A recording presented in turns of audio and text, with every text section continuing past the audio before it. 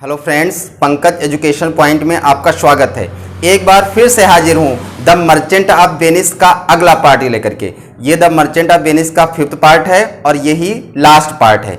इससे पहले मैं इसके 4 पार्ट्स बना चुका हूँ। जिन लोगों ने उन वीडियोस को नहीं देखा है उनका लिंक डिस्क्रिप्शन में दिया गया, वहाँ से देख सकते हैं। तो ये जो 5th पार्ट है इसमें मैं रिंग सीन के बारे में बताऊँगा। पिछले वीडियो में मैंने ट्रायल सीन या कोर्ट सीन के बारे में बताया था। वहाँ पर जब पोर्सिया और नेरिसा कोर्ट से चले जाते हैं तो अंटोनियो के कहने पर बसेनियो अपने रिंग उनको देने के लिए तैयार हो जाता है और वो ग्रेसियानो को रिंग देता है, कहता है कि दौड़ करके जाइए और उन वकील को ये रिंग दे करके आइए।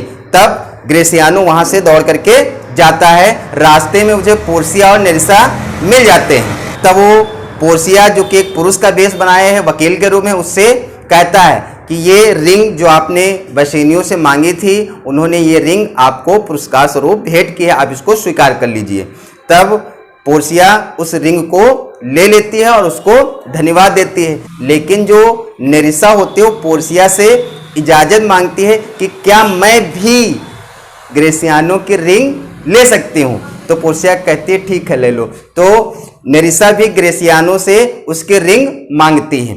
तो पहले तो ग्रेसियानो मना कर देता है कि मैं ये रिंग नहीं दे सकता, लेकिन बाद में उसको भी अपनी रिंग देनी पड़ती है। जब पोर्सिया और बसेनियो को रिंग मिल जाती हो तो जल्दी से बेलमोंट की तरफ निकल जाती हैं। वो ये सोचती हैं कि इन लोगों के आने से पहले पहले मैं वहाँ पर पहुँच जाऊँ, तो बेलमोंट के लिए निकल पड़ते हैं। उसके बाद अंटोनियो, बसेनियो, ग्रेसियानो भी बेलमोंट के लिए निकलते हैं। अब जब सभी लोग बेलमोंट पहुँच जाते हैं तो ग्रेसियानो, अंटोनियो और बसेनियो का वहाँ पर स्वागत होता है।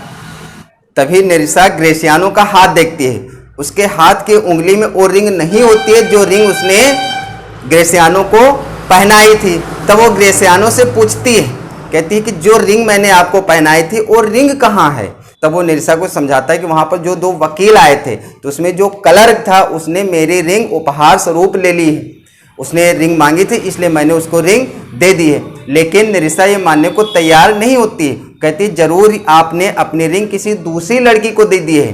अब मैंने आपसे वचन लिया था कि कुछ भी हो जाए लेकिन ये रिंग हमेशा सेफ रखोगे। लेकिन ग्रेसियानो कहता है कि वहाँ पर अगर मेरी जगह पर आप होती तो आप भी ऐसा ही करते। लेकिन नेरिसा ये मानने को तैयार नहीं, वो झगड़ा करने लगती है। तभी पोर्सिया जब उनको झगड़ते हुए देखती है तो पूछती है क्या बात है।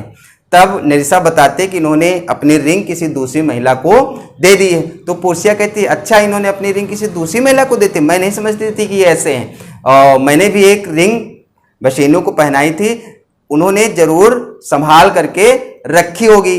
तो इससे पहले कि पोर्सिया बसेनियो से पूछती, ग्रेसियानो कहता है कि उन्होंने भी अपनी रिंग दे दी। तब बसेनियो बताता है कि मैंने अपनी रिंग उस वकील को दे दी है जो अंटोनियो का केस लड़ रहा था। उसने मुझसे रिंग मांगी थी तो इसलिए पुरस्कार स्वरूप मैंने उसको रिंग दे दी। लेकिन पोर्सिया ये मानने को तैयार नहीं। उसके मन में भी ख्याल आता है कि उन्होंने अपनी रिंग किसी दूसरी महिला को दे दिया। अब उनमें भी बीच में झगड़ा चल रहा होता है। अब दोनों के बीच में झगड़ा चल रहा है, नेरिसा और ग्रेसियानो के बीच में झगड़ा चल रहा है, पोर्सिया और बसेनियो के बीच में झगड़ा चल रहा है। तभी अंटोनियो आता है, वो समझाता है कि मतलब झगड़ा ना करो, इन्होंने जो रिंग दी है वो रिंग उस वकील को दी थी। जो वकील आया था उसने मेरी जान बचाई थी। मैंने उसको 3000 डुकेट्स ऑफर किए थे लेकिन उसने रुपये नहीं लिए थे। उसने रिंग की डिमांड की थी इसलिए ये रिंग उनको देनी पड़ी थी। इन्होंने किसी महिला को रिंग नहीं दी है। तभी पोर्सिया और नेरिसा और रिंग निकाल करके अंटोनियो को देते, कहते हैं ये और रिंग है और ये रिंग उनको दे दीजिए और उनसे फिर से कह दीजिए कि अब कुछ भी हो जाए लेकिन ये हमेशा हमेशा के लिए रिंग संभाल करके रखेंगे। तो अंटोनियो रिंग बसेनियो और ग्रेसियानो को देता है। तो बसेनियो जब देखता है तो कहता है ये तो वही रिंग है जो रिंग मैंने उसको दी थी, आखिर ये रिंग इनके पास कैसे आ गई। तो पूछता है कि ये तो वही रिंग है। तो पोर्सिया कहते हैं कि मैं खुद गई थी और उस एडवोकेट से ये रिंग लेकर के आई थी, लेकिन अब आप कभी भी इसको किसी को दोगे नहीं, इसको संभाल करके रखोगे।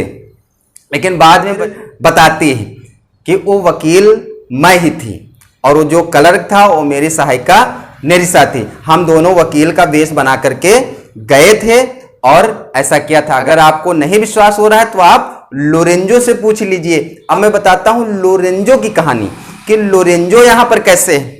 थोड़ा फ्लैश बैक जाते हैं। जब बेसेनियो बेलमोंट जाने की तैयारी कर रहा था तो उसका एक मित्र था लांसलॉट गुब्बो। लांसलॉट गुब्बो जो शर्लॉक के यहाँ नौकरी करता था, वो शर्लॉक से परेशान हो चुका था तो उसने शर्लॉक के यहाँ से नौकरी छोड़ दी थी और वो बेसेनियो के यहाँ नौकर हो गया था। जब वो बेसेनियो के यहाँ नौकर हुआ था तब बेसेनियो ने रात में एक पार्टी दी थी और उस पार्टी में लांसलॉट ने शर्लॉक को भी इनवाइट किया था। शर्लॉक की एक पुत्री थी जेसिका। जेसिका लोरेंजो से प्रेम करती थी और लोरेंजो से शादी करना चाहती थी, लेकिन शर्लॉक इसके खिलाफ था। इसके दो कारण थे। एक तो लोरेंजो ईसाई था और वो ईसाइयों को बिल्कुल भी पसंद नहीं करता था। दूसरा, लोरेंजो थोड़ा गरीब था।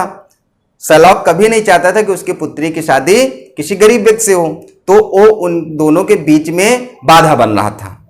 तो उन लोगों ने प्लान बनाया, ग्रेसियानो और लांसलॉट और जो लोरेंजो के मित्र थे उन लोगों ने प्लान बनाया कि जेसिका को उसके घर से लेकर के भाग जाते हैं। तब उन्होंने जो रात को पार्टी दी थी इसलिए शर्लॉक को इनवाइट किया था। उनका प्लान ये था जब शर्लॉक रात को यहाँ पार्टी कर रहा होगा, डिनर कर रहा होगा, तब हम लोग जाएंगे वहां से उसको लेकर के भाग जाएंगे। और ऐसा ही हुआ। जब शर्लॉक बेसेनियो के यहाँ डिनर कर रहा था तब लोरेंजो और उसके मित्र वहां से निकले और वो पहुंचे शर्लॉक के घर, जहां पर जेसिका पहले से तैयार बैठी थी। उसने एक बॉक्स लिया, एक ब्रीफकेस लिया और वहां पर उसने जितने भी जेवरात, सोना, चांदी, धन था उसमें भर लिया और वहां से वो लेकर के वहां से फरार हो गई लोरेंजो के साथ। और लोरेंजो वहां से बेलमोंट आ गया था।